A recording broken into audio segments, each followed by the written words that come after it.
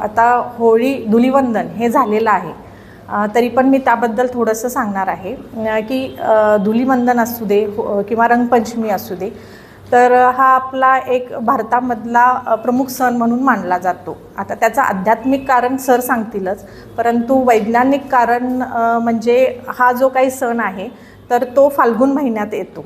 म्हणजे ज्यावेळी थंडी कमी होते आणि टेम्परेचर वाढतं, तर त्यावेळी टेम्परेचर व्हेरिएशनमुळे माणसाची रोगप्रतिकारक शक्ती ही क्षमता कमी होते आणि त्याचप्रमाणे सर्दी खोकला यासारखे आजार होण्याची शक्यता असते.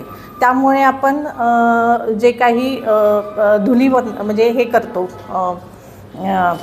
म्हणजे धुलिवंदन शेणी पेटवतो, तर त्यामुळे जे काही कीटकनाशक असतील म्हणजे कीटक असतील किंवा जंतू असतील तर ते होळीद्वारे ते नष्ट होऊन जातात.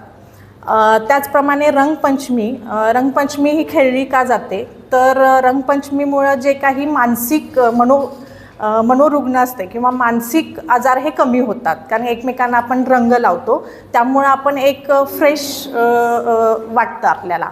पूर्वीच्या काळी कसं नैसर्गिक कलर हे वापरले जात होते, म्हणजे जसं की फुलांपासून बनवलेले, चंदनापासून बनवलेले, किंवा आपण पानं वापरत होतो, हळदी वापरत होतो.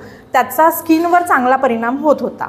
परंतु आजकाल अवेअरनेस कमी झाल्यामुळे आणि तसेच जे काही म्हणजे वाढती लोकसंख्या असेल किंवा बदलती जीवनशैली आहे, त्यामुळे आपण केमिकल रंगांचा वापर हा मोठ्या प्रमाणात करत आहोत.